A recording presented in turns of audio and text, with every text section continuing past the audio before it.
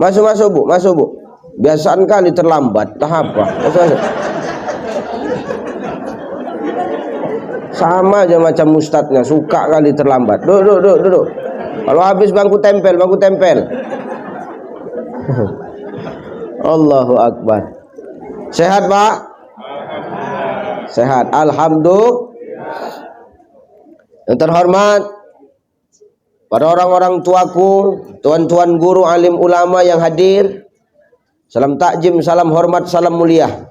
Kita berdoa mudah-mudahan ulama-ulama di negeri kita ini senantiasa dijaga dan dilindungi oleh Allah Subhanahu wa taala. Hormati ulama, Pak. Muliakan ulama kalau hidup kita ini mau sejahtera. Kenapa Ustadz? Al ulama warasatul anbiya. Ulama itu pewaris para nabi. Kalau kita memuliakan ulama, maka sama dengan kita memuliakan Nabi Shallallahu Alaihi Wasallam. Hari ini siapa lagi lah cakapnya yang mau kita percaya kalau bukan cakapnya ulama, betul? Hari ini cakap siapalah yang mau kita dengar kalau bukan cakapnya ulama, betul? Cakap anggota dewan lah Ustaz, berat. Udah dilantik lupanya itu. Cakap pimpinan Ustaz, nggak yakin awak. Makanya ulama warasatul anbiya. Ulama itu pewaris para nabi. Ustaz lah termasuk. Oh tidak, saya bukan ulama. Saya ubaru.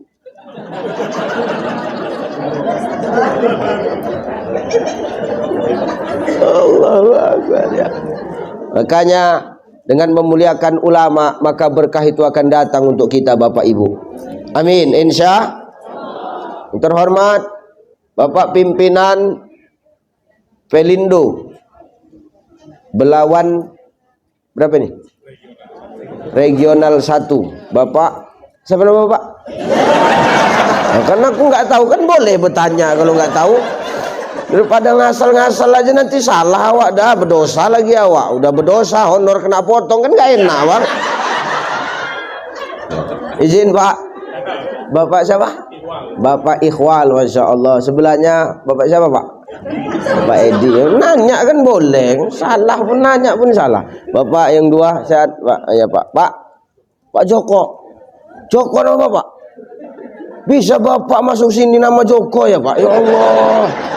Gak yakin Pak, tapi ada nama Joko di Pelindo nih, Masya Allah. Sehat-sehat Pak ya. Sebelahnya, iya kan gak yakin Pak, nama Joko, tapi pimpinan perusahaan kan gak yakin Pak. Masya Allah ya, sehat-sehat Pak ya. Sebelahnya, Pak Samsudin, Masya Allah. Sehat-sehat Pak ya, kalem diam aja. Kalau ini udah tahu Pak Helmi, beliau selalu telepon saya, rajin telepon, tapi baru ini ngundang, tipis juga. Iya. Rajin nelpon, ngechat rajin, komunikasi rajin, tapi ngundang baru tipis juga pergaulannya. Allahu Akbar. Ini sudah macam abang saya Pak, luar biasa komunikasi kami rutin. Tapi ku tunggu-tunggu juga kemarin tahun baru Muharram, kok nggak nelpon Pelindo nih kita. Pelepasan jemaah haji biasa ditelepon, kok enggak? Aku gitu juga aku kemarin kan. Tapi enggak apa-apa, kita berdoa semoga karyawan-karyawan di Pelindo ini semua sehat. Amin. Sebelahnya Bapak Zulfan. Pak Yudi. Coba baguskan kaki Bapak sih. Bapak Pak Iriansa, Ibu Epi, Ibu. Ya, para pimpinan semua yang berhadir, salam hormat, salam takjim buat bapak-bapak sekalian. Kita berdoa kepada pimpinan-pimpinan kita, kita minta sama Allah, semoga Allah mampu memberikan kekuatan dalam mengemban amanah menjadi pemimpin di regional 1 Pelindo ini. Amin. Amin. Dah. Ini kita sampai jam berapa, Bang? Sampai jam 12. Ini jam 10. Kita sampai jam 12. Kau enak cuma dengar mulutku koyak, tahu? Maksudku begini, boleh kasih saran tapi agak masuk akal lah sedikit. Allahu Akbar. Ibu bapak yang dimuliakan Allah Subhanahu wa taala. Ayo ngaji. Serius nih. Hidup ini tidak terlepas dari yang namanya ujian, Bapak Ibu. Betul? Benar ya? Mau siapapun kita hari ini, kita pasti diuji, betul? Mau pimpinan diuji. Bapak pasti punya ujian. Bapak punya ujian nggak, Pak? Yang suami punya ujian nggak? Punya ya? Apa ujian Bapak sebagai suami? Nih, menghadapi mak lampir ini mak lampir nih. Insya Allah bebas siksa kubur, Pak. Ya, benar. Ya, benar nih. Ibu sebagai istri punya nggak ujian? Punya. Karyawan punya nggak ujian? Punya. Pimpinan punya nggak ujian? Nih, Ustadz Ucai, diuji nggak? Diuji nggak? Uji. Diuji, Bang. Aku sampai kemarin naik minum sedikit seru ceramah itu ujian kali itu, biar tahu aduh. Ya benar, ujian kali aku. Letak aku duduk di sini. Dudukku ini, kalian tengoklah, mana ada mejanya ini? Mejanya khusus untuk orang dua ini, aku enggak nih, enggak masuk. Makanya aku tadi suruh duduk situ. Ini apa maksudnya nih? Gitu juga nih. Ya benar, Bang. Ini kan ibarat di bus saya bangku tempel nih, Bang. Walaupun posisi di depan, tapi kan saya duduk di atas tempat teh botol sosrojo. Ah, itu coba. Nih posisi saya. Ini ujian nih. Makanya memang hidup ini nggak pernah lepas dari yang namanya ujian, Bapak Ibu. Jangankan kita yang manusia biasa ya, wong Nabi dan Rasul saja pasti diuji oleh Allah Subhanahu wa Ta'ala. Pertanyaannya, kenapa hari ini Allah menjadikan hidup dan mati itu sebagai ujian? Apakah karena Allah benci kepada kita?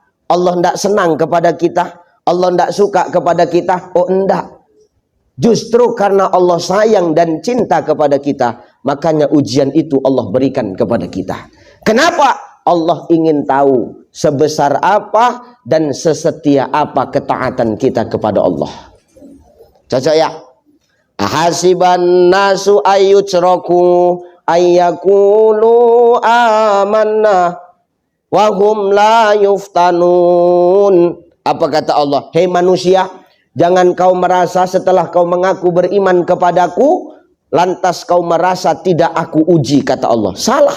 Justru dengan kita mengaku beriman kepada Allah, disitulah sebenarnya ujian akan diberikan Allah kepada kita.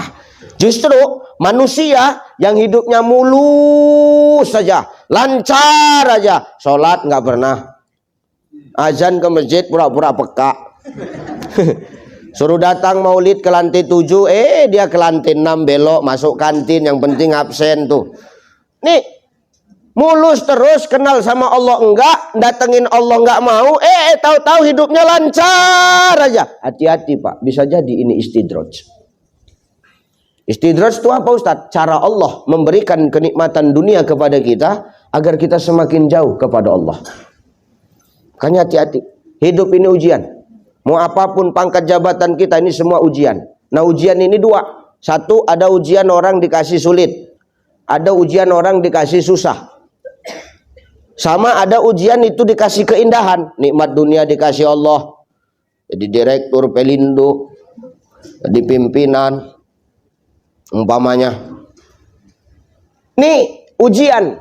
Pertanyaannya, nih paling gampang ngadepin ujian yang sulit apa ujian yang nikmat?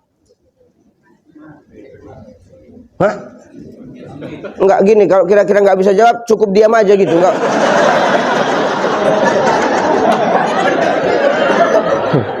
Maksudku daripada jawab asal-asalan, nikmat, sulit, nikmat, bagus diam gitu, pas Ustadz gitu.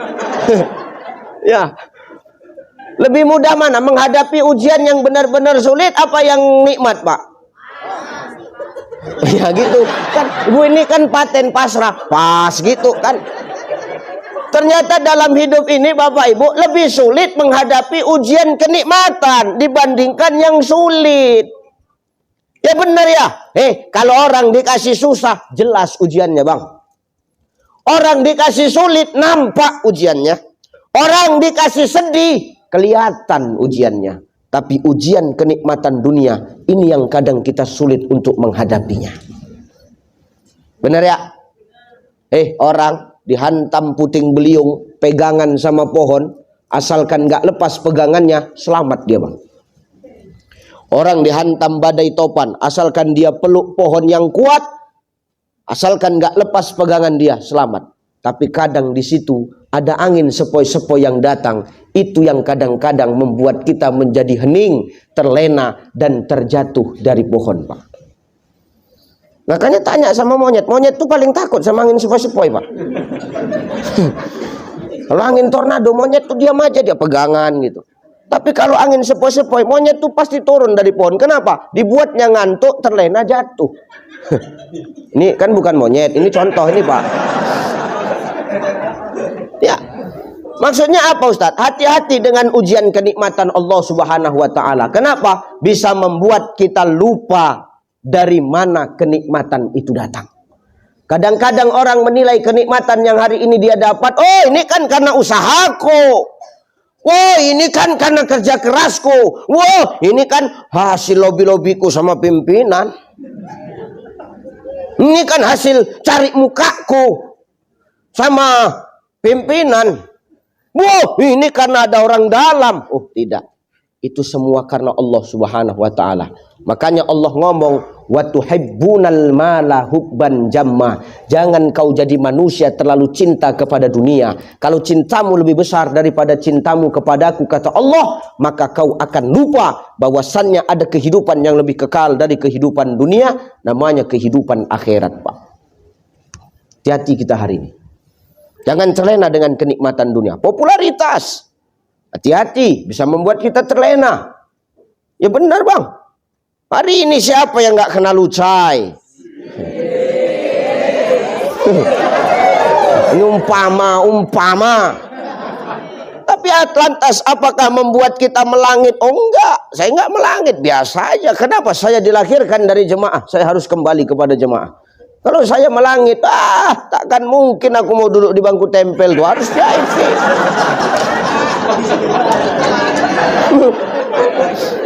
Ya bener ya. Hari ini apa rupanya yang perlu kita sombongkan? Min sulalatim min tin. Manusia berasal dari saripati tanah. Ini apa nih? Hah? Minum. Udah terlambat dah, kenapa nggak dari tadi? Orang udah bercakap baru kasih teh manis. Ini teh aja nih, kuenya nggak ada.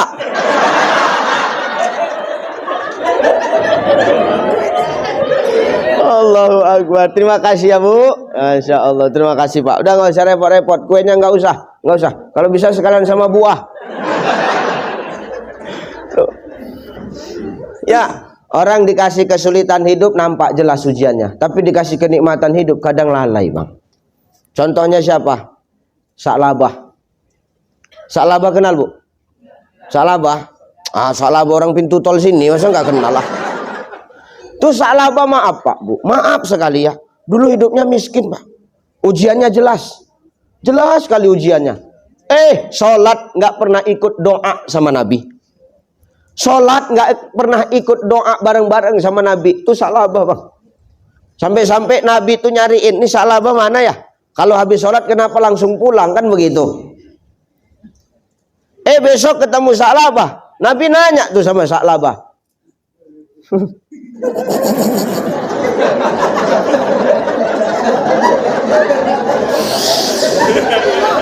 Betulan ya Bu. Ya Insya Allah. Nah, terima kasih Bu ya. Insya Allah. Gua nggak usah lah repot belanja lagi nanti payah. Ini teh, ini air putih, ini kue, ini tinggal nambah kopi. Macam sesajen nih kan. Iya macam sesajen.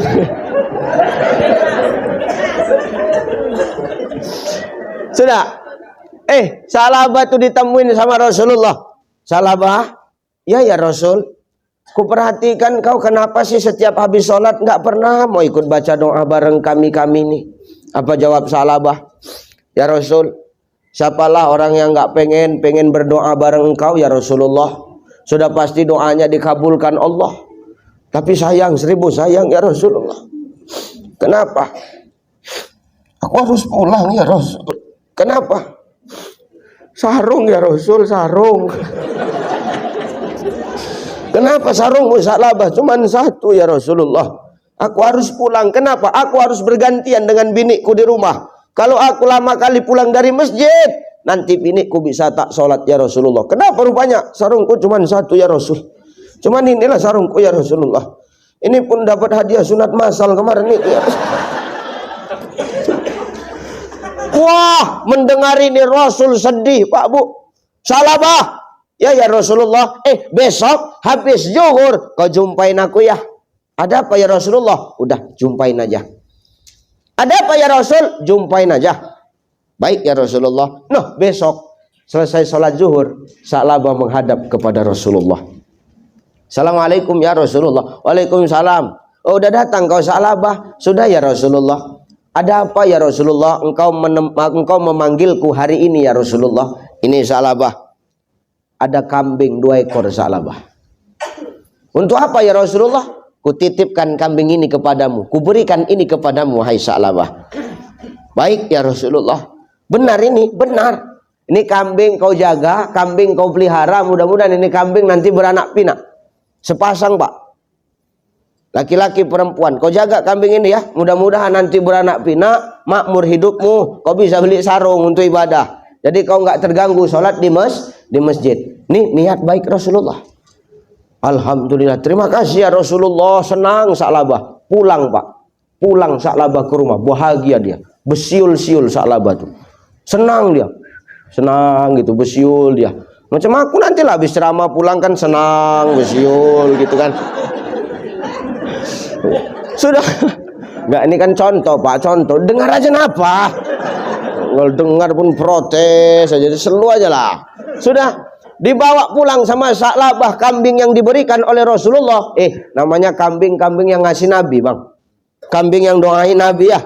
Nih, Nabi dari tangan Nabi, kambing itu berkah. Wah, nggak sampai sebulan kambingnya Sa'labah sudah beranak pinak. Banyak langsung kambing tuh. Tiap hari melahirkan.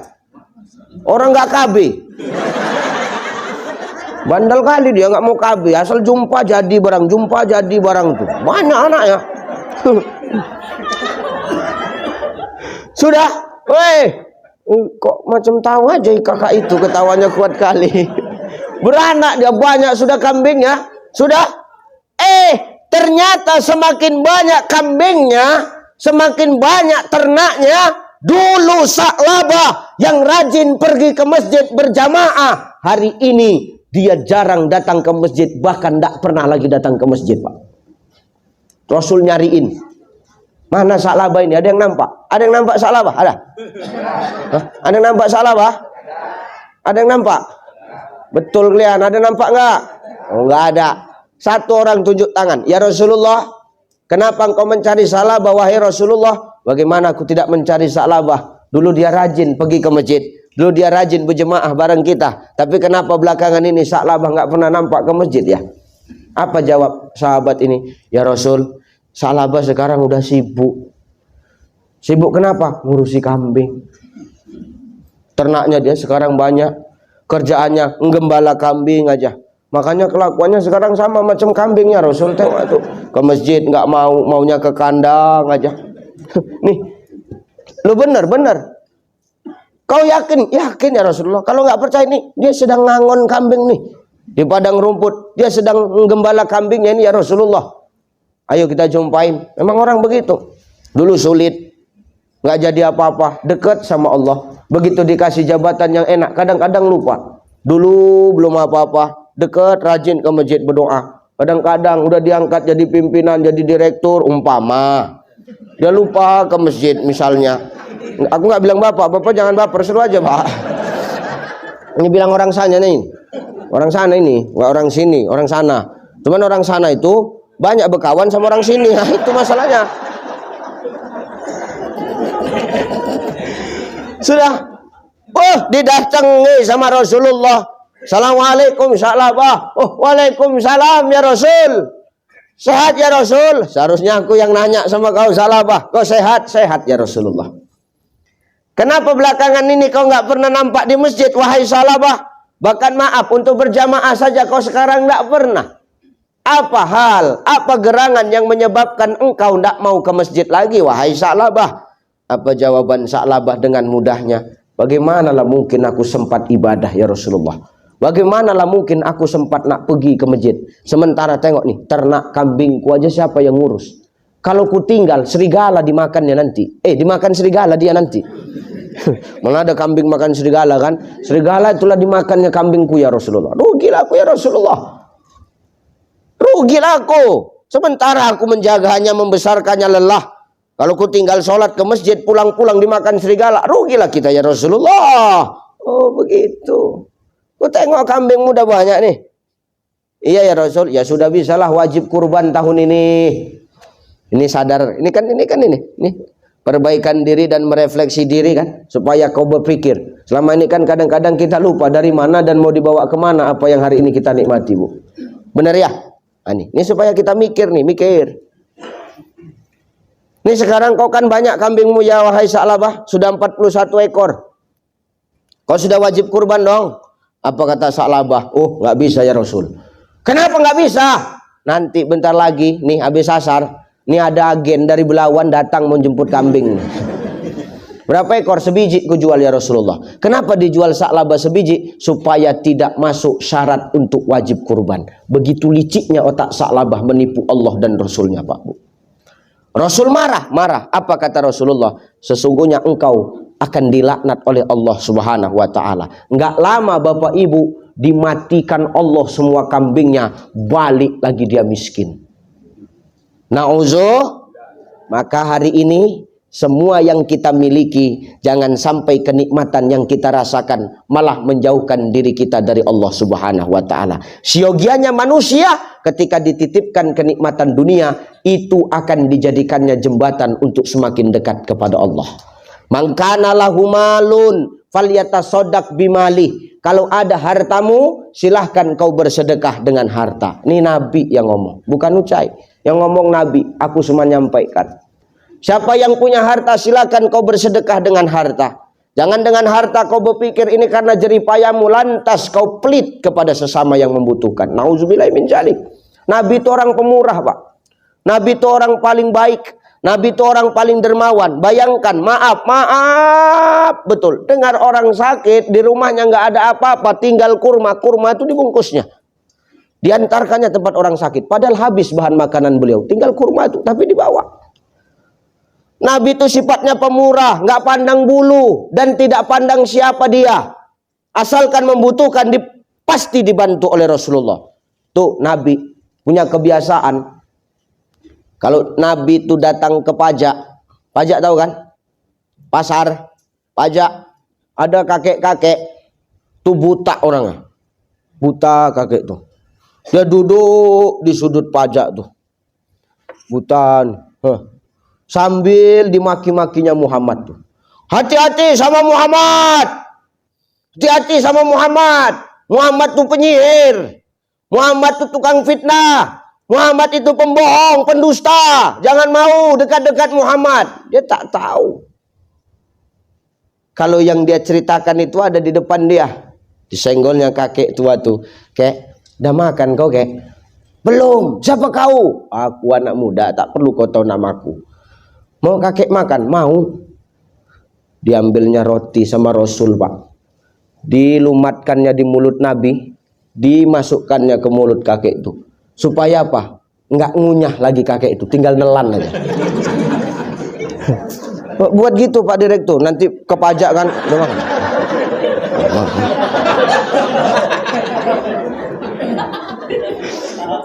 Tuh Nabi tuh, saking kan murah hatinya. Oh, mulut kita sama mulut Nabi lain, Pak. Mulut kita kalau keluar caci maki, Nabi kalau keluar beludah aja, huruf hijaiyah yang keluar, Bang. Saking kan luar biasanya Rasulullah tuh, lisannya penuh dengan nasihat dan petua-petua. Tidak ada selain kebaikan yang keluar dari lisan Rasulullah SAW. Jadi kalau dia melumatkan itu, jadi berkah buat orang. Orang kalau makan dari mulut Nabi tuh lembut hatinya. Makanya bekas minum Nabi tuh pasti berebut itu orang untuk meminumnya. Kenapa? Barokah, kebaikan di dalamnya. Coba Pak, bekas minum Bapak ada yang pernah berebut? Mana ada? Ternyata Nabi itu orang yang paling mulia, berebut orang. Dah dilumatkannya. Oh baik kali kau ya jadi anak muda, kata orang buta ini. Kau hati-hati ya, jangan sampai kau ketemu sama Muhammad itu. Kenapa? Muhammad itu tukang fitnah. pendusta itu, tukang sihir itu, orang gila itu kata. Iya, udah tenang. Dia nggak tahu kalau yang menyuapkan dia itu adalah Rasulullah. Pertanyaanku, kalau bapak di posisi Rasulullah, apa yang bapak lakukan sama orang tuanya? Kalau aku kupijak batang lehernya, sumpah kan. Kau orang nggak tahu diri kau dalam hati aku kan. Tapi Nabi tidak melakukan itu. Nabi rutin. Besok Nabi rutin menyuapinya. Besok Nabi rutin. Terus Nabi menyuapinya. Sampai kapan Ustadz? Demi Allah, sampai akhir hayatnya Rasulullah Sallallahu Alaihi Wasallam. Sampai akhir hayat Rasulullah. Wafat Rasulullah dilanjutkan sama Abu Bakar. Abu Bakar datanginya kakek itu. Kek, makan. Aku udah lama nunggu kau. Enggak datang-datang, akhirnya datang juga kau ya nak. Ya suapkanlah aku. Disuapkan sama Abu Bakar. Pas disuapkan Abu Bakar, diludahi pak. Cuy, kau siapa? Kenapa kau menyuapkan aku? Lain suapannya. Biasa suapannya dengan kelembutan. Roti itu udah lembut. Ini aku masih kasar rotinya yang kau suapkan ke mulutku. Kau siapa? Kau Muhammad ya? Kau yang mau membunuh aku ya? Kau mau dendam sama aku ya? Kau mau balas dendam sama aku ya? Apa kata Abu Bakar? Geram Abu Bakar, berkeringat ini. Katanya. Orang tua nggak tahu diuntung kau kayak pijaklah kau nanti dalam hati Abu Bakar. Pegangnya kera lehernya, bisikkannya ke telinganya. Kau tahu orang tua? Katanya. Selama ini yang menyuapkanmu dengan penuh kelembutan, itulah orang yang kau olok-olok. Itulah orang yang kau caci maki. Muhammad Sallallahu Alaihi Wasallam. Betul kau? Ya betul lah. Emosi kali. Aku ini sahabatnya Abu Bakar. Muhammad yang selalu menyuapi engkau sudah wafat. Kau nggak ngomong, kau ngomong pun percuma. Kau buat kerjaan aja kau. Kau selama ini disuapi bagus-bagus, kau maki-maki orang yang nyuapi. Kalau bisa dia dendam, dicekekkannya kau dari dulu, tahu kau. Tapi tidak, dia sayang kepadamu. Sengaja dia diam. Supaya apa? Kau tetap kenyang. Biar tahu kau dulu. Apa kata kakek itu? Jadi selama ini yang kumaki-maki orang yang nyuapi aku. Berotak kau sikit. Gitu. Ya geram aja dia tuh. Makanya kau jangan asal maki-maki orang kau. Jadi sekarang orangnya sudah wafat. Sudah. Ya Allah, berarti aku selama ini salah. Salah lah. Coba dengan kelembutan Rasulullah, apa kata orang buta tuh? Diambilnya tangan Abu Bakar, Bapak Ibu. Asyhadu alla ilaha illallah wa asyhadu annaka Muhammadan Rasulullah. Ternyata kelembutan bisa membuat orang lembut hatinya untuk kenal dengan Allah. Maka kalau ada harta kita jangan pelit. Nabi itu pemurah. Dia selalu memberikan yang terbaik untuk orang lain. Apalagi orang-orang yang susah. Jangan menganggap harta yang kita miliki itu punya kita Bapak Ibu. Jangan sepele kita. Oh ini kan jerih payahku. Oh jangan. 2000 sekalipun yang kau berikan. Tapi kalau ikhlas ini menjadi penolongmu Pak Bu. Dan sedekah itu tidak mesti banyak. Biar sedikit tapi rutin. Biar 2000 tapi tiap hari. Buat apa sekali sedekah 100.000 tapi 5 tahun sekali. Itu bukan sedekah. Serangan pajar. Ya. Bedain sedekah, bedain serangan pajar. Ini bentar lagi datang nih serangan pajar nih. Ini kan udah musim mulai kan? Ini hati-hati kita. Tuh, sedekah kita. Kalau ada harta kita, jangan kita tumpuk-tumpuk, Bu. Yang kau pakai emas cincinmu itu, kalau kau nggak pernah belanjakan di jalan Allah, nggak akan kau bawa untuk menolongmu nanti di hadapan Allah. 10 jari pun jarimu kau pakai cincin sehingga jarimu kaku, tanganmu tak bergerak. Jalan pun begini, Bu. Tuh, mau kemana Bu? Pengajian. Di mana? Lantai 7. Pertanyaanku, ketika kau wafat, kau bawa nggak cincin tuh Bu? Untuk siapa? Nggak ada cerita untuk anak, untuk jantan kau, untuk laki kau, biar tahu kau dulu Bu. Tapi kan laki itu menangis, Ustadz, nangis dia itu nangis bohong, pencitraan. Menangis suami itu. Cepat kali kau meninggal mama. Adalah aku sayang kali sama kau mak. Belum siap aku kau tinggalkan. Tariknya yang dijentikmu tuh. Alhamdulillah modal. Ya Allah, nangis bapak tuh, ya Allah, kalau tahu cincin kau banyak begini, kenapa enggak dari dulu kau meninggal aja. Cabutnya di jari manis, kantongkannya alhamdulillah 2 biji, ya Allah. Sampai di jari tengah makin kuat, nangis bapak tuh, ya Allah, kata bapak tuh. Tetangga nanya, kenapa pak? Yang ini payah nyabutnya. Maka jangan bangga dengan hartamu. Harta yang hari ini yang akan menolong kita adalah yang kita belanjakan di jalan Allah. Ingat, harta itu titip. Setiap sesuatu yang dititip pasti akan diambil oleh Sang Maha Penitip. Maka jangan menganggap apa yang hari ini kita nikmati itu milik kita semua. Ada hak Allah melalui orang-orang yang harus kita bantu, saudaraku. Jangan menganggap ini semua milik kita. Yang milik kita adalah yang kita belanjakan di jalan Allah Subhanahu wa ta'ala. Kalau sudah nyawa dan raga berpisah, nggak ada gunanya itu semua. Harta yang kita cari mati-matian selama ini ternyata bakal kita tinggal mati. Anak istri yang hari ini kita sayang-sayangi, ternyata maaf ketika nyawa dan raga berpisah, ternyata nanti mereka juga kita tinggalkan. Yang ikut hanya amal, betul? Bila Israel datang hampiri, tinggallah harta emas dan perak. Napas terhenti, lemahlah diri, jasad terbaring, tidak bergerak. Tiada lagi teman ketawa, tinggallah pangkat, harta melimpah. Ke tempat sunyi, jasad di bawah, dalam keranda di bawah pindah. Direktur sekalipun di spring bed yang mahal kau tidur malam ini pak, ketika wafat tetap tinggal di bawah tanah, dikubur, dikebumikan. Anak istri yang katanya sayang, mau nggak mengawankanmu di dalam tuh 1 malam aja? Mau nggak? Enggak.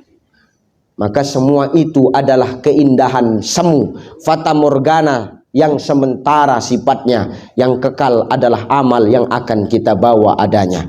Maka nikmat harta yang dititipkan Allah ini jangan sampai membuat kita jauh dari Allah Subhanahu wa ta'ala. Ustadz, apa? Aku nggak ada harta. Gimana cara aku nak menolong agama Allah ini dengan titipan Allah? Mangkana lahu kuwatun falyatasodak bikuati. Harta kan nggak dititip, tapi kekuatan kan dititip Allah samamu.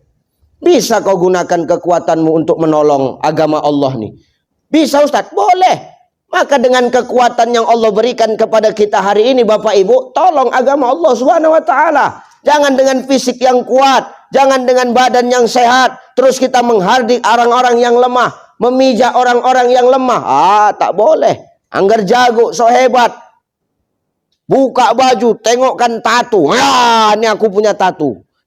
Orang sekarang nih nggak ada yang takut tato. Lebih serem lagi neng orang bepanu daripada bertato. Orang bepanu itu takut awak nak dekat. Kenapa? Takut tertular.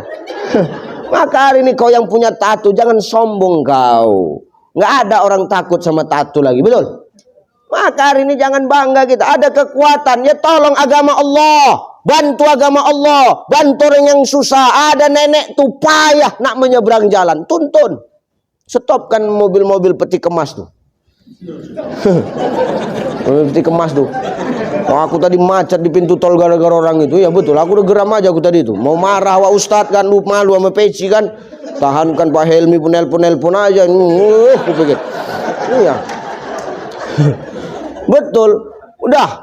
Stopkan peti-peti kemas tuh. Seberangkan nenek itu. Apalah salahnya? Kalau awak punya kekuatan kan. Seberangkan nenek.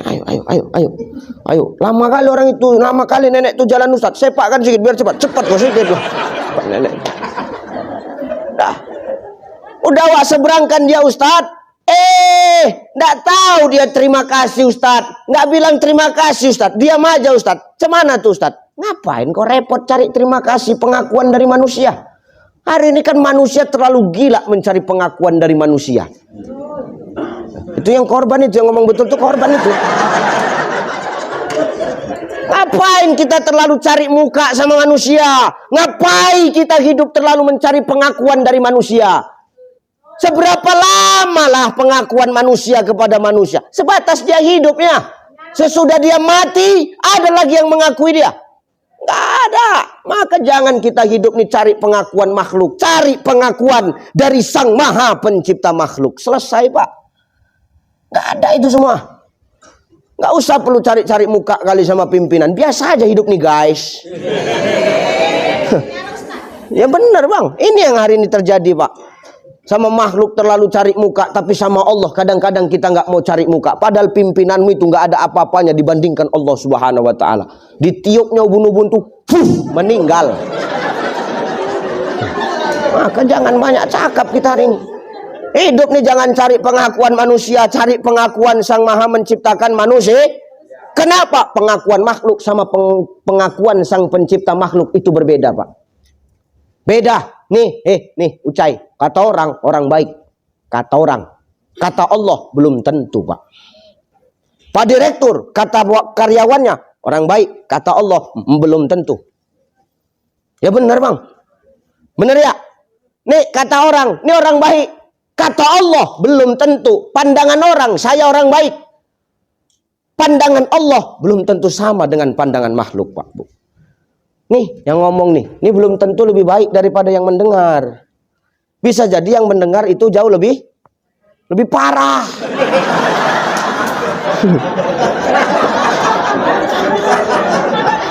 Enak kali kau, aku yang bercakap, aku yang rugi. Siapa kali rupanya? Ini.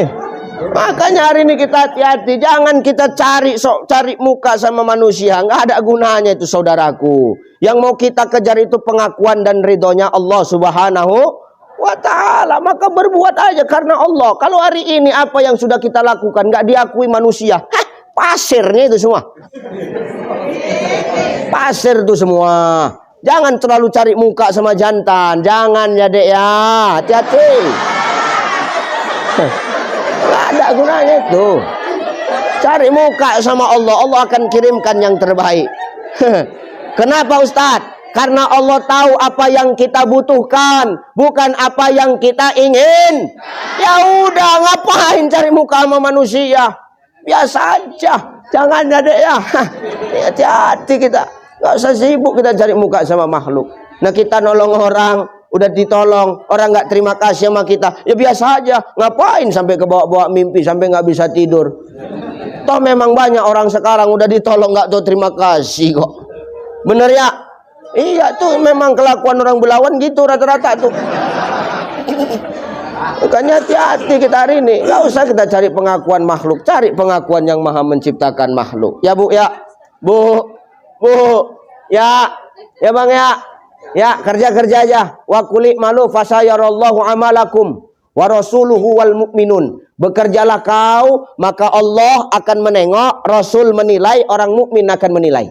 Kalau Allah sudah menilai, Rasul sudah menilai, orang mukmin melihat, maka Allah akan berikan balasan sesuai dengan keikhlasanmu bekerja itu tadi Bapak Ibu. Niatmu bekerja itu untuk siapa? Maka Allah akan menilai, Rasul menilai, orang mukmin akan memberikan penghargaan melalui Allah dan Rasulnya. Tuh, nggak usah cari muka kali. Awak nolong orang, awak tolong nggak dibilang terima kasih, biasa aja. Awak pun sering begitu. Seberangkan nenek itu, nenek nyebrang nek, ya nyebrang. Awak seberangkan bukan terima kasih, dimaki-makinya awak. Nggak ada otak ya cai. Ya apanya nek, ku bilang. Cuman kau lah nenek yang udah dimaki aku bilang. Kau mau tahu apa nek? Aku baru nyebrang ke sana, tahu kau?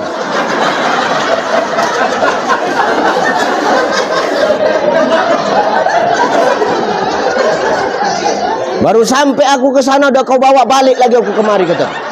Mana pikiran kau? Itu urusan kau lah, aku bilang balik aku.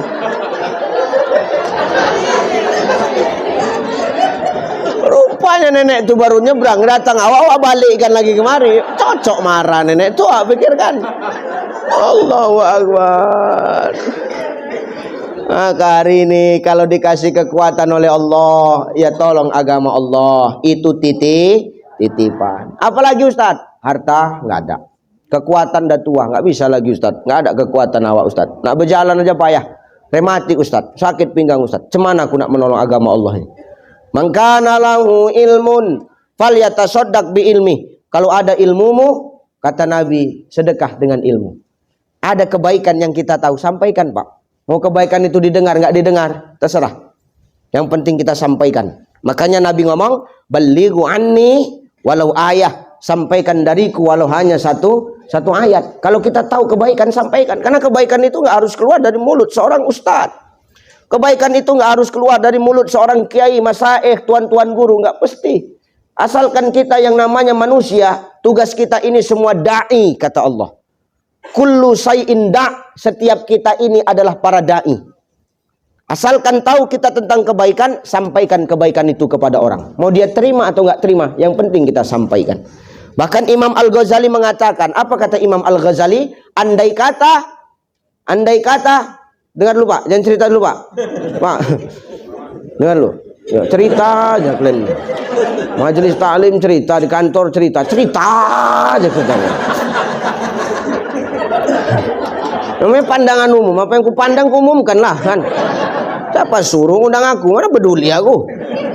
Dalam hati Bapak cukup sekali aja ngundang kawan. Nggak masalah ngundang aku sekali, patah tumbuh hilang berganti. Ustadz kok sombong, itulah kenyataannya. Jadi semana lagi? Yang penting aku sampaikan benar. Kalau nggak terima terserah.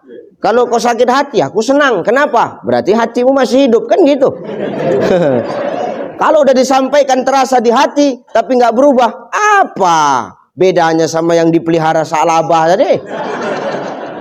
Ya, oke. Makanya itu banyak pejabat, nggak banyak pejabat. Ada kadang pejabat begitu, nggak usah lagi undang Uca itu. Kenapa? Lancipan mulutnya.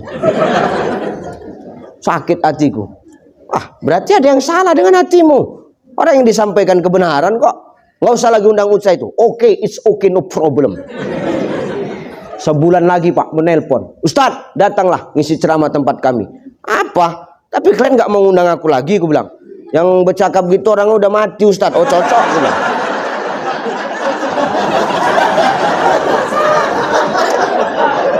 Makanya jangan kau zolim sama Ustadz, cepat mati kau nanti. Iya, cepat mati. Zolim itu bukan berarti begitu aja. Ngasih kursi Ustadz nggak ada mejanya, itu pun zolim juga itu Pak.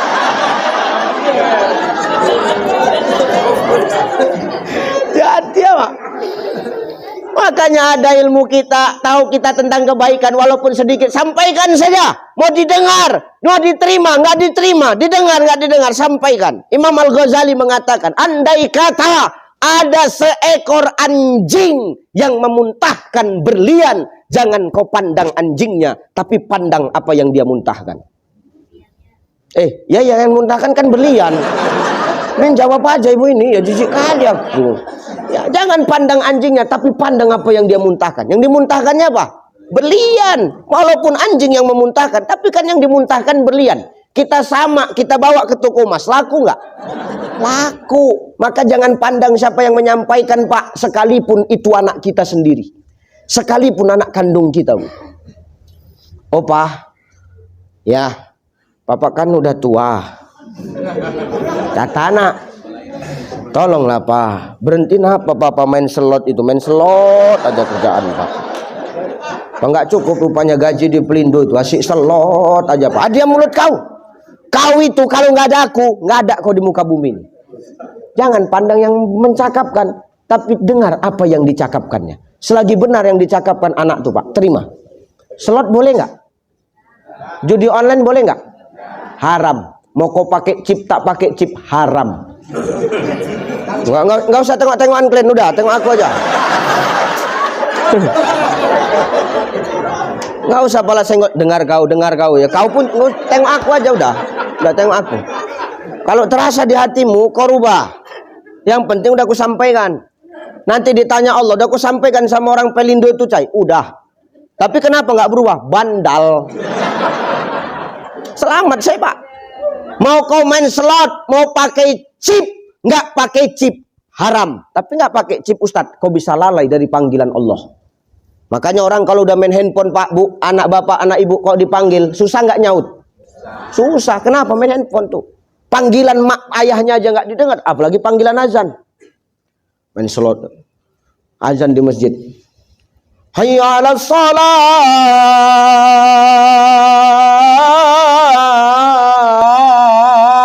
Big Queen. Weh.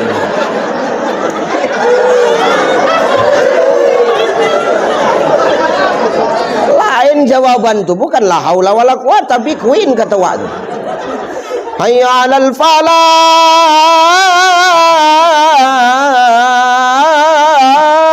Super win. Tuh coba itu. Lupa dia panggilan azan itu. Hati-hati kita, jangan sampai maaf karena judi online, mau pakai chip nggak pakai chip kita lalai dari panggilan Allah. Apalagi kalau kau pakai chip, pakai dana, tapi menang Ustadz, jackpot kau menang, kau kasih makan anak binikmu, demi Allah tidak akan pernah menjadi darah daging dan kebaikan bagi mereka. Yang baik saja yang kita kasih makan kadang-kadang belum tentu baik, apalagi yang benar-benar buruk, yang haram yang kita masukkan ke darah daging mereka, takkan pernah jadi kebaikan Bapak Ibu. Tanya Mbak ke rumah yang halal-halal aja Pak, yang sampingan-sampingan setoran itu cukup ditaruh kantor aja. Udah nggak usah tengok-tengokan Pak, udah selu aja. Pemain semuanya ini, alah. Bener Pak, tahu sama tahu gitu, ular sama ularnya ini kan. Cuman kan tergantung berapa kali udah ganti kulitnya kan gitu. Makanya tolong, yang penting sudah aku sampaikan. Anak kita mencakapkan tuh haram tuh ya, tak boleh ya. Ya selagi anak kita benar yang dicakapkan, ya taati. Mama, apa? Mama kan udah tua, Ma. Ya terus kenapa? Mama kalau keluar tuh pakai jilbab, kenapa, Ma? Mama tuh dari ujung rambut sampai ujung kaki aurat loh, Ma. Ah, kau sok-sok ngajari pula kau. Kau itu lahir dari perut aku, biar tahu kau dulu. Kalau nggak di perut aku, nggak mungkin kau itu lahir ke muka bumi Allah.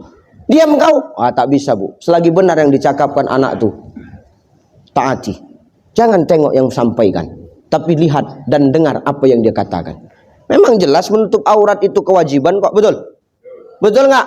Ibu ini memang aurat Bu, dari ujung rambut sampai ujung kaki semua aurat, cuman wajah dan telapak tangan dalam serta telapak tangan luar. Ini yang boleh ditengok, lain tak boleh. Nggak boleh, udah di DP Ustaz, nggak ada cerita DP, nggak ada. Tetap nggak boleh. Usahakan lekuk tubuhmu, suaramu pun aurat. Suara yang mana? Suara yang pertama yang menaikkan syahwat. Halo, assalamualaikum. Waalaikumsalam.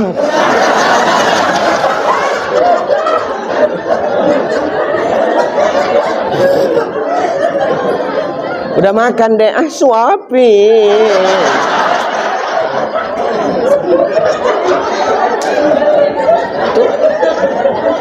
Hati-hati ya Pak. Ayo makan yuk. Jijik awak dengar.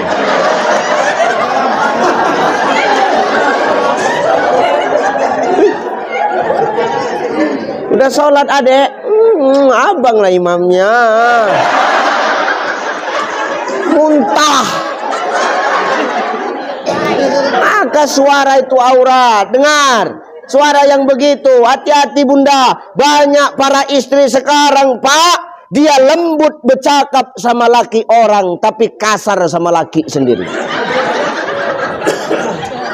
Betul nggak? Ustadz kenapa tahu? Aku korban.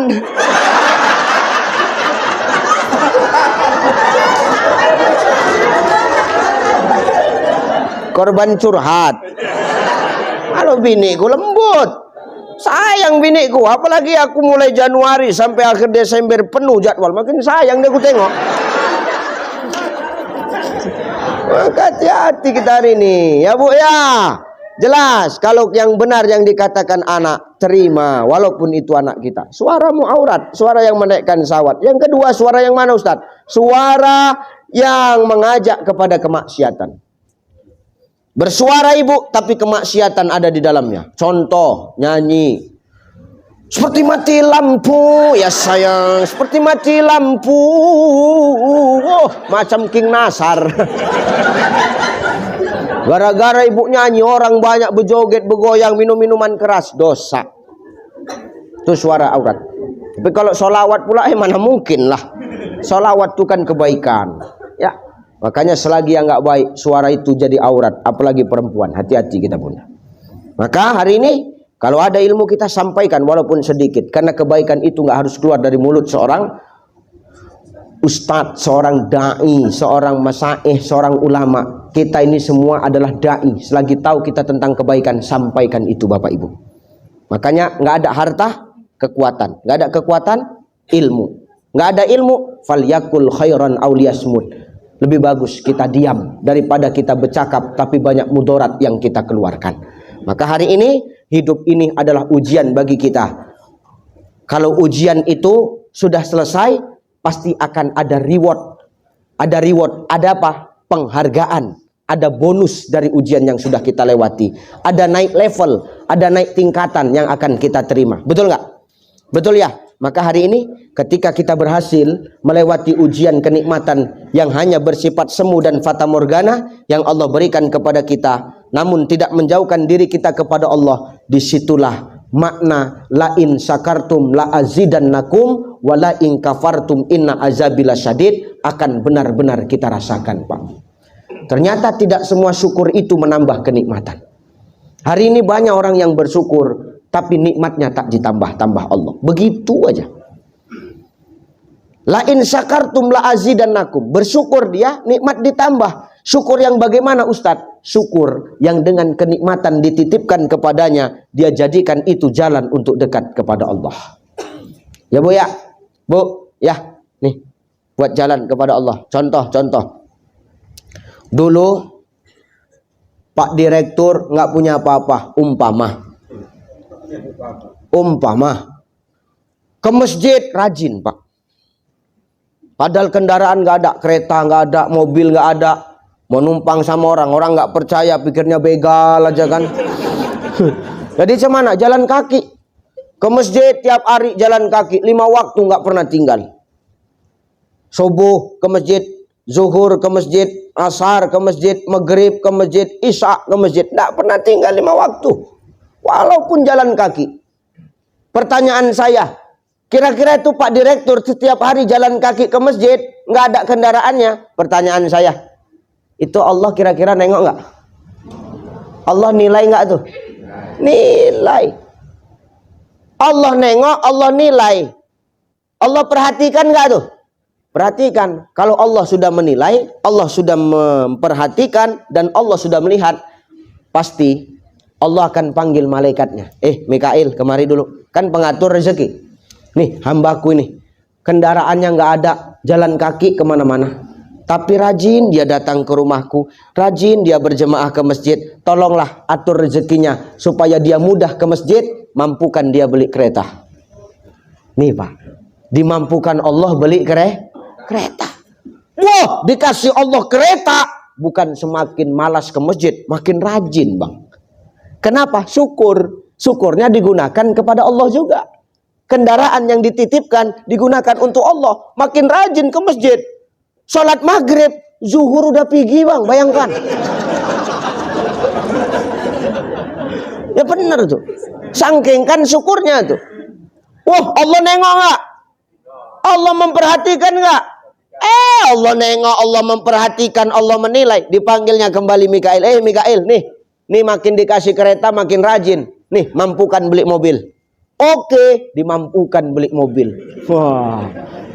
Ya benar ya? Dimampukan beli mobil. Bukan males ke masjid, makin rajin ke masjid. Sholat Jumat, Senin udah pamit. Padahal sholat Jumat, di sini sholat Jumat dari apa? Jumat kan? Iya. Dia Senin udah pergi Bang. Sangkingkan syukurnya dengan apa yang dititipkan Allah kepadanya. Inilah rasa syukur yang apa Ustadz? Mengundang nikmat yang lain dari Allah Subhanahu wa ta'ala. Maka hari ini ketika kau dititipkan kenikmatan itu, gunakan di jalan Allah. Insya Allah akan mengundang nikmat-nikmat yang lain Bapak Ibu. Insya Allah. Ada baju cantik itu pakai untuk pengajian. Jangan hari ini orang terbalik, untuk Allah biasa saja, tapi untuk manusia kadang-kadang setel kandas. Biasa aja Bu.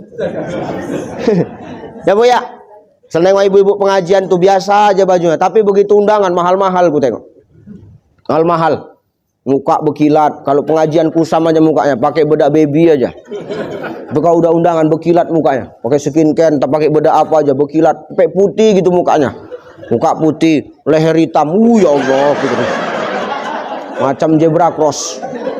Muka putih, leher hitam, tengok ke bawah pakai high heels, rupanya tungkaknya pecah-pecah. Ih, nggak cocok kali kupikir. Banyak ibu-ibu gitu itu. Ibu-ibu sana, sini enggak. Makanya ayo gunakan yang terbaik untuk Allah. Kasih yang terbaik untuk Allah. Dari Allah, untuk Allah, dan hanya Allah. Maka kita sadar semua ini adalah ujian. Ingat, liyabluwakum ayyukum ahsanu amalah. Allah pengen melihat amal siapa yang paling baik di antara kita. Belum tentu saya, belum tentu Pak Direktur, belum tentu Bapak Ibu. Allah yang punya penilaian sendiri. Yang jelas, hidup mati itu ujian. Bagaimana cara kita menyikapinya? Ketika susah, jangan sampai kita jauh kepada Allah. Ketika kita dapat kenikmatan dunia, jangan pula kita jadi manusia yang sombong. Ingat, Allah ingin menilai kita agar dengan kenikmatan itu kita mampu apa? Memuhasabah diri. Ternyata semua ini hanya titipan, tak berhak kumiliki seluruhnya. Takkan selamanya sama aku, suatu saat bakal aku tinggalkan. Maka ini hanya titipan ya Allah. Titipan ini ku kembalikan kepadamu sebagai tanda rasa syukurku kepadamu. Insya. Ini judulnya kan? Ini yang Bapak tulis judulnya kan?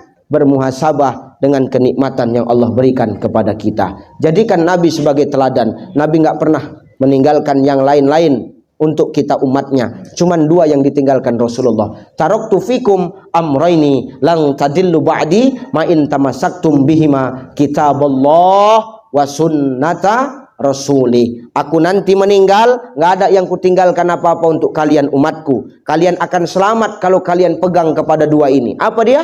Kitabullah wa sunnata rasuli. Bukan harta yang Nabi tinggalkan, bukan perusahaan yang Nabi tinggalkan, tapi yang Nabi tinggalkan adalah kitabullah wa sunnata rasuli. Dua wasiat yang lebih nikmat, yang lebih berharga daripada harta dan lain sebagainya. Insya Allah kalau kita berpegang kepada duanya, selamat kita dunia, selamat kita akhirat. Amin. Allahumma. Satu, dunia ini adalah ujian. Sikapi dengan bijak, jangan sampai kita salah mensikapi lantas kita membuat lalai dari Allah Subhanahu wa taala. Kedua, bagaimana Ustadz supaya diri kita menjadi baik Ustadz? Yang kedua, kita tiru sifat Nabi sallallahu alaihi wasallam. Sifat Nabi itu jujur. Maka hari ini sebagai makhluk Allah jujur kita. Kenapa harus jujur Ustadz? Karena umur 7 tahun Nabi sudah dapat gelar Al-Amin, Bapak Ibu. Al-Amin itu apa? Orang yang dapat dipercaya. Kalau orang sudah bisa dipercaya, berarti bisa dipegang omongannya. Maka Nabi Shallallahu Alaihi Wasallam itu adalah orang yang jujur, orang yang al-amin, Bapak Ibu. Demi Allah, tidak akan Islam tersebar di 2/3 belahan dunia kalau yang bawa bukan orang yang nggak jujur, Pak. 2/3 belahan dunia ini Islam. Takkan mungkin Islam tersebar sebegini luas kalau yang bawa bukan orang yang jujur. Bahkan ada seorang komunis namanya Michael Hart. Kenal Michael Hart? Michael Hart, ala dulu tinggal di Tembung Pasar 5. Tuh Michael Hart, Bu, itu seorang komunis. Dia nulis buku judulnya The 100 Ranking of Most Influencing Person in History. 3 tahun 3 bulan aku ngapal itu, biar tahu kau dulu. Itu masih judul aja itu, Pak. 100 tokoh terhebat di dunia yang mampu merubah peradaban manusia. Michael Hart yang seorang komunis meletakkan baginda Nabi Shallallahu Alaihi Wasallam di tingkat nomor 1. Padahal dia komunis. Kenapa? Karena kejujuran baginda Rasulullah Shallallahu Alaihi Wasallam. Maka orang yang jujur hari ini dia adalah orang yang tenang. Orang yang jujur itu adalah orang yang damai hatinya. Kenapa orang yang jujur itu tenang? Kenapa orang yang jujur itu damai hidupnya? Karena tidak ada yang dia tutup-tutupi dalam hidupnya. Hari ini kita gelisahkan karena ada yang kita tutupi. Ya enggak? Karena ada titipan-titipan yang harus kita perjuangkan. Kenapa harus kita perjuangkan? Ada kartu kita sama dia. Ya Pak ya? Nah ini. Makanya jujur itu artinya merdeka. Merdeka itu artinya bebas. Jadi jujur itu artinya bebas, merdeka. Jadi orang yang jujur adalah orang yang merdeka sebenarnya. Maka hari ini Bapak Ibu, terlalu bohong kita kalau kita ngomongin merdeka tapi masih banyak kebohongan di dalamnya Bapak Ibu. Nggak usah tengok-tengok Anda, rasakan aja. Kita berbicara fakta guys. Benar nggak? Maka jujur kita hari ini. Kalau sudah jujur kepada Allah, maka akan lahir sifat ihsan. Ma huwal ihsan? Al ihsanu an ta'budallah fa ilam takun tarahu fa innahu yaraka. Ihsan itu adalah ketika kau beribadah kepada Allah, seakan-akan kau melihat Allah. Tapi kalau tak nampakmu Allah tuh, kau yakin Allah melihat engkau. Kalau sudah kita yakin Allah melihat kita, bakal macam-macam nggak kita Bu? Bakal macam-macam nggak kita Pak? Tidak. Pengawasan langsung dari Allah. Hati-hati kita. Menambah 01 pun bingung apa? Manusia tak tahu, tapi Allah tahu. La ta'khuzuhu sinatu wala naum. Yakinlah kejujuran itu akan membawa ketenangan. Mau dicampakkan kemanapun kita tetap tenang. Kenapa? Tidak ada kebohongan yang kita tutupi. Maka Nabi SAW itu, kenapa dalam hidupnya dia berhasil? Kenapa di dunia dia berhasil? Kenapa dia sukses? Karena ada kejujuran di dalam dirinya Bapak Ibu. Maka hari ini kita contoh teladan Nabi. Mau apapun jabatan kita, mau dimanapun posisi kita hari ini, jujurlah kita dalam bekerja, agar senantiasa lewat kejujuran itu melahirkan ketenangan dan keberhasilan dalam hidup kita Bapak Ibu. Yakin Allah melihat kita, maka dengan keyakinan itu kita akan selalu berhati-hati dalam berbuat di muka bumi Allah. Al-yauma nahtimu ala afwahihim wa tukallimuna aydihim wa tashhadu arjuluhum bima kanu yaksibun. Akan ada hari di mana mulutmu akan dikunci, tangan dan kakimu yang akan bercakap, mulut dikeluhkan, lidah dikakukan, tapi tangan dan kaki yang akan bersaksi atas perbuatan kita.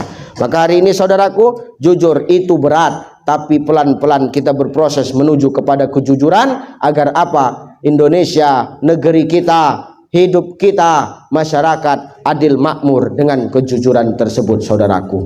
Mudah-mudahan yang kusampaikan yang dua ini jadi nasihat buat kita semua dan nasihat buat saya yang menyampaikan Bapak Ibu ya. Insya Allah jadi barokah, amin.